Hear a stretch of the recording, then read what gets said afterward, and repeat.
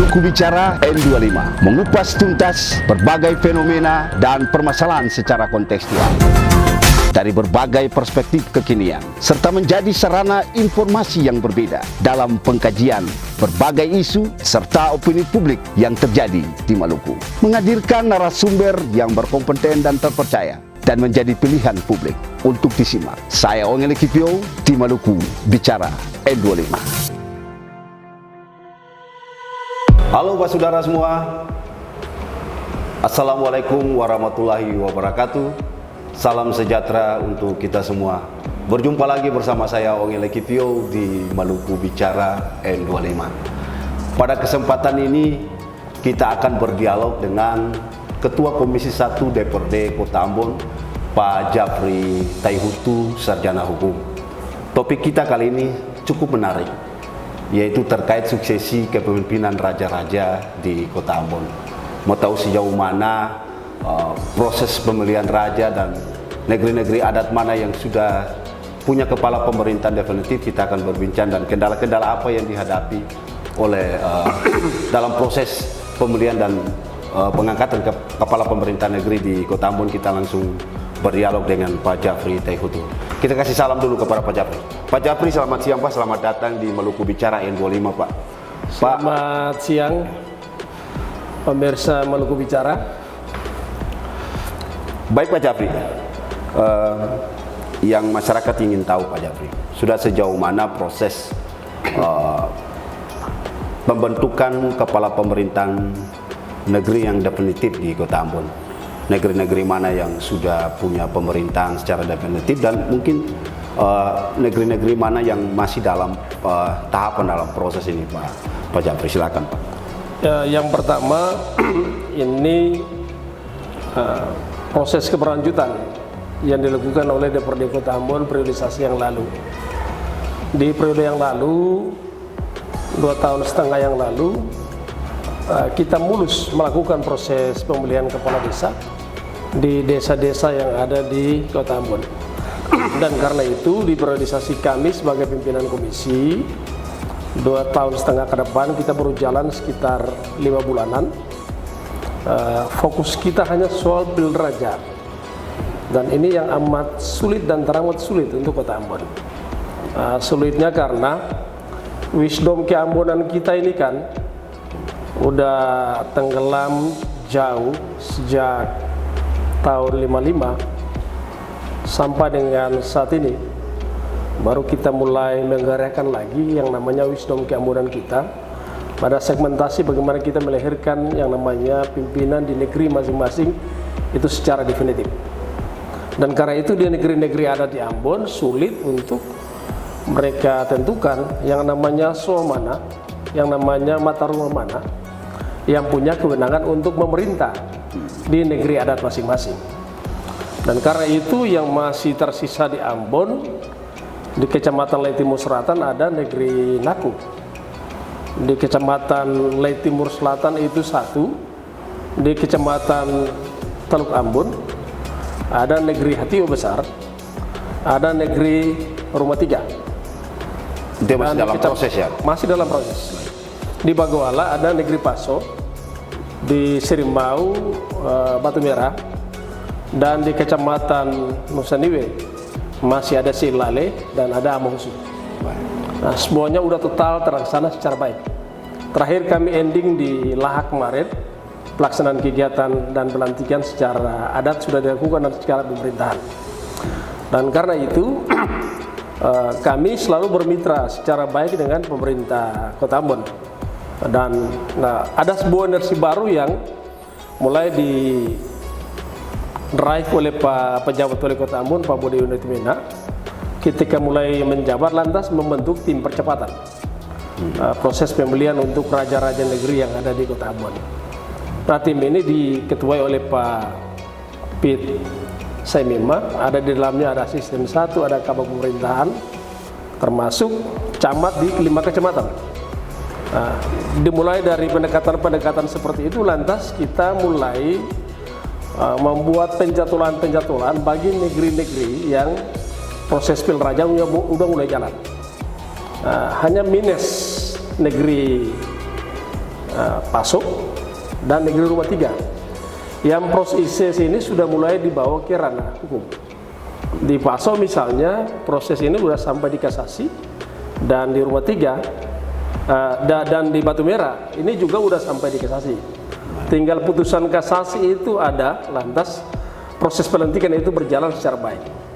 Nah, bagi negeri-negeri yang kami sebutkan tadi, yang belum sempat, termasuk rumah 3 ya, saya kelupaan satu tadi, dari waktu ke waktu kami akan lakukan koordinasi, kami akan lakukan yang namanya konsolidasi bersama dengan pemerintah daerah untuk memuluskan apa yang menjadi agenda dari negeri masing-masing berkaitan dengan proses pemilihan raja itu. Baik.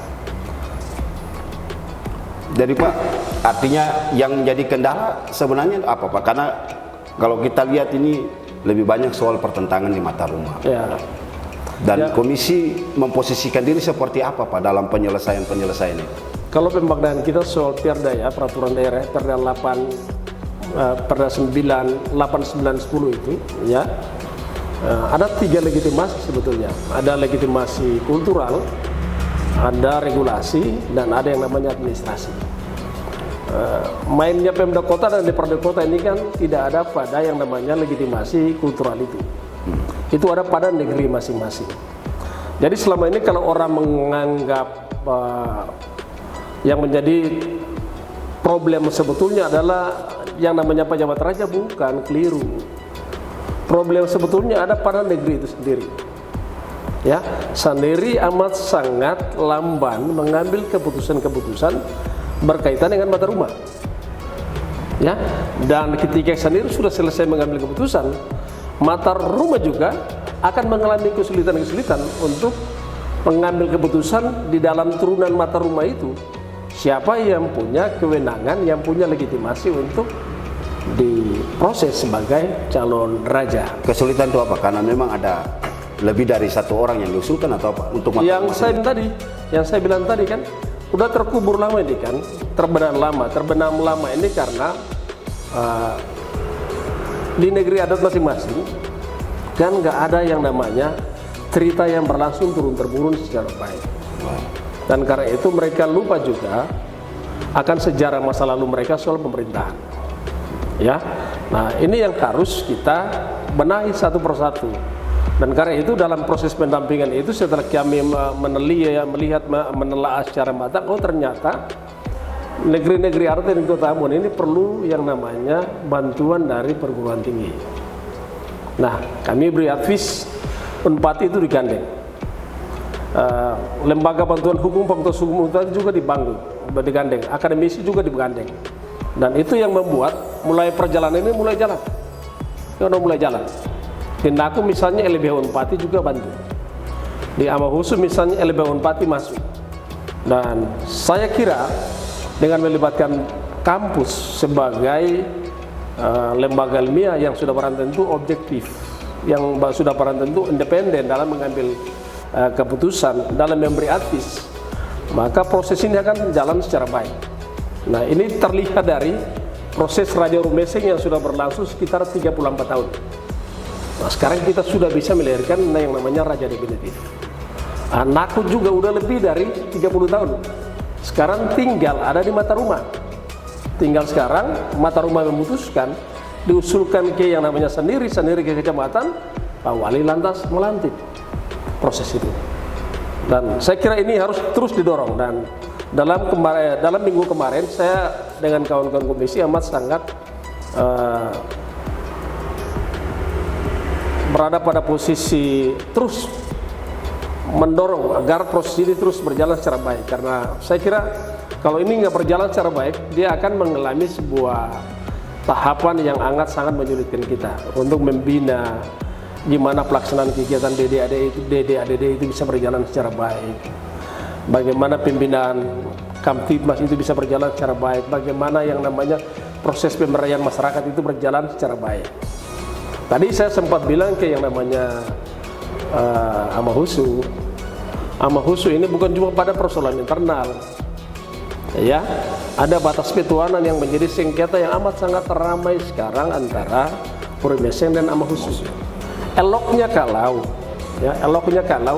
Amongsu itu kan udah harus ada raja definitif. Biar raja definitif yang ada di Urmeseng itu mengkanalisasi ini persoalan hukum yang harus jadi solusi. Bukan pada akhirnya persoalan fisik itu yang jadi solusi ketika ada sengketa pada tahapan penyelesaian hak-hak keperdataan. Nah, saya kira ini yang menjadi urgen untuk kita selesaikan. Makanya kami akan dorong terus. Tahapan sekarang udah ada di Seniri, udah ada di Mataruma, segera dipercepat, dan tim yang dipimpin oleh Papito itu selalu turun di lapangan, selalu ada di negeri masing-masing, agar ini bisa kita tuntaskan secara baik. Pak, kalau Pak melihat pertentangan di masyarakat, ini kan biasa memicu juga lah pro kontra. Itu menurut Pak itu hal yang biasa atau seperti apa? Ya hal yang biasa aja, sebetulnya hal biasa. Di Ambon ini masih hal yang biasa. Saya bilang ke mereka begini kan, kalau di Jawa ya, ada prasasti, ada lontar. Ya, mereka amat sangat paham dan tahu sejarah negerinya, kapan mau memerintah dan kapan tidak. Nah, di Ambon ini kan Lani dan Kapata, kalau tidak catatan-catatan dari Portugis dan Belanda. Nah, khusus untuk Lani dan Kapata dia tergerus karena saman ini, sehingga bahasa daerah itu hilang, ya kan, kebiasaan bertutur itu hilang, sehingga di negeri-negeri adat ini susah untuk menentukan siapa Marinyo, siapa kepala Soa, siapa Kewang, siapa Seniri, dan siapa Raja. Ini yang lagi kita luruskan. Ini yang kita luruskan untuk ke depan mereka bisa berada dalam sebuah dataran yang sama, karena ada suplai ide, suplai gagasan, pendampingan dari Unpati untuk menemukan yang namanya historical mereka, untuk benar-benar mereka bisa melahirkan sebuah raja yang definitif. Seperti itu yang terjadi sekarang dalam antara proses kami dengan pemerintah daerah. Dan kami selalu minta ke Pak Wali, kalau lantik raja, lantik sendiri itu nggak usah lantik di kantor pemerintah, lantik aja di yang namanya negeri masing-masing. Kalau kita pengen melahirkan sebuah tatanan keambonan kita secara baik, kita ingin menghadirkan kultur keambonan kita secara lebih baik, maka kita mesti jalan dalam tahapan-tahapan seperti itu. Karena banyak orang Ambon melihat gini, yang namanya negeri adat itu hanya terfokus pada yang namanya raja, hanya terfokus pada yang namanya saneri negeri. Secara struktural keliru. Yang disebut negeri adat itu bagaimana raja mesti ada, yang namanya saneri mesti ada.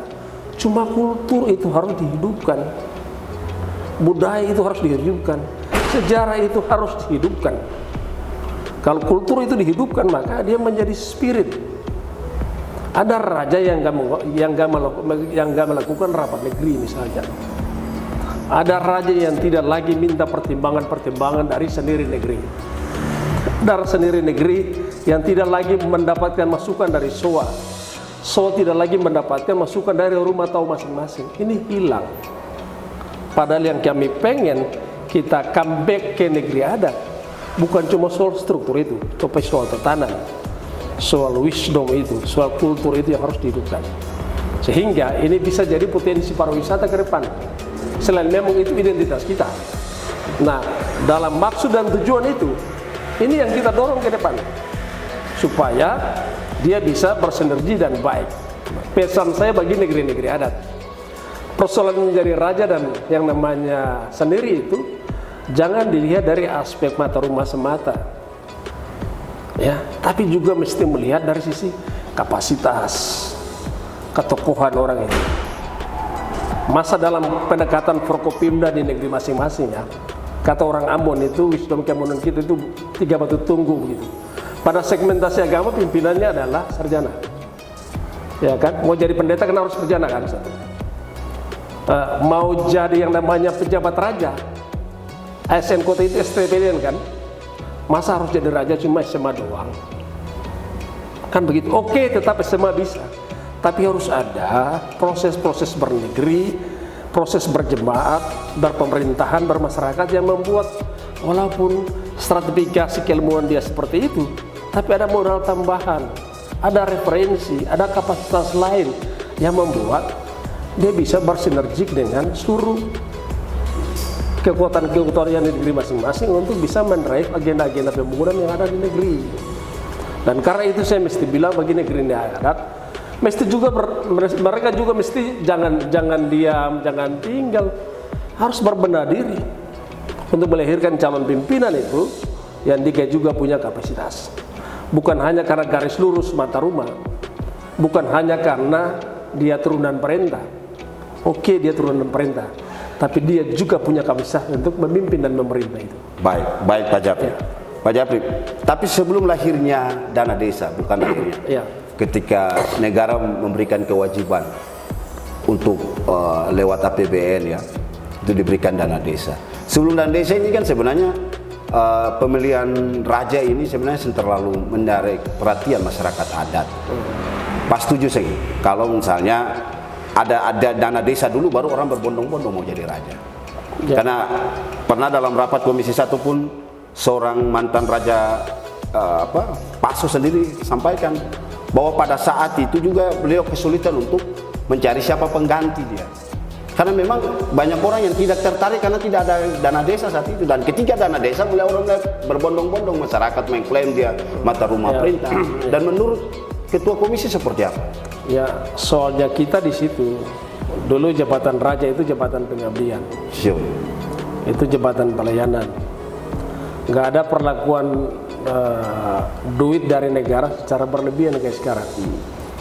Dan lewat mimbar Maluku Bicara hari ini juga saya mesti bilang bahwa pasti ada evaluasi dari pemerintah pusat, dari pemerintah provinsi, pemerintah kota maupun yang lainnya. Nah, syukur-syukur kalau kemampuan keuangan negara ini masih baik, masih bagus, sehingga yang namanya dana desa itu masih ada ke depan kan. Ya, setuju. Kalau tidak ada lagi seperti apa? Kalau tidak ada itu soal. Dan karena itu saya kira semua orang sekarang berlomba untuk jadi pemimpin raja itu hilangkan orientasinya hanya karena ada DD-ADD.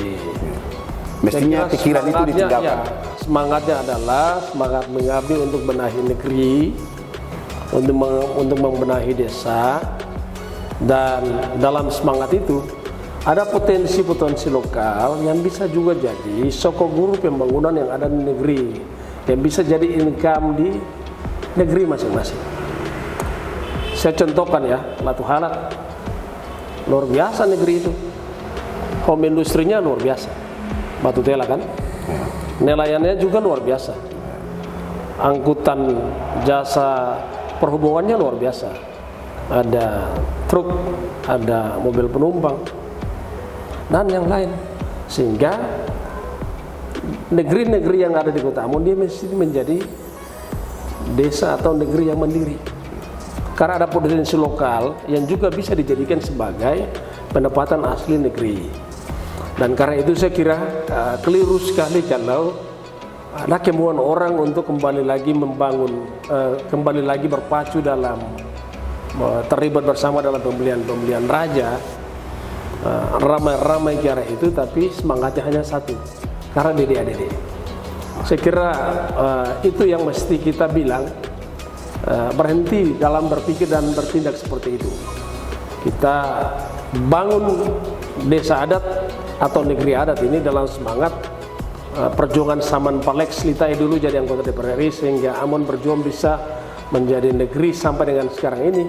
Itu harus menjadi mainstream berpikir kita. Ya, semangat dari negeri adat itu harus membuat kita boleh maju, tapi identitas kita nggak boleh hilang. Kita berada dalam dunia yang akan lebih maju lagi, tapi kultur kita tetap ada, kelakuan kita beradab. Ya, nah, itu yang saya kira harus dijaga, harus dilestarikan, dan harus dibuat sebagaimana mungkin sehingga dia menjadi stimulan yang positif bagi negeri-negeri untuk berpacu dalam seluruh proses pembangunan yang ada di negeri.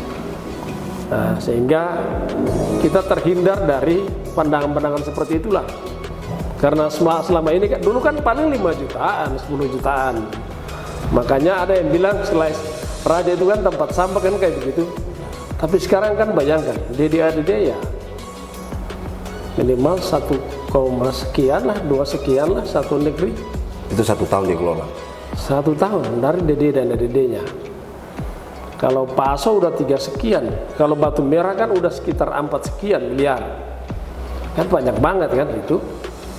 Jadi kalau kita tidak benar-benar melahirkan pimpinan di negeri masing-masing yang semangatnya adalah mengabdi, membangun negeri, saya kira itu akan mengalami kemunduran.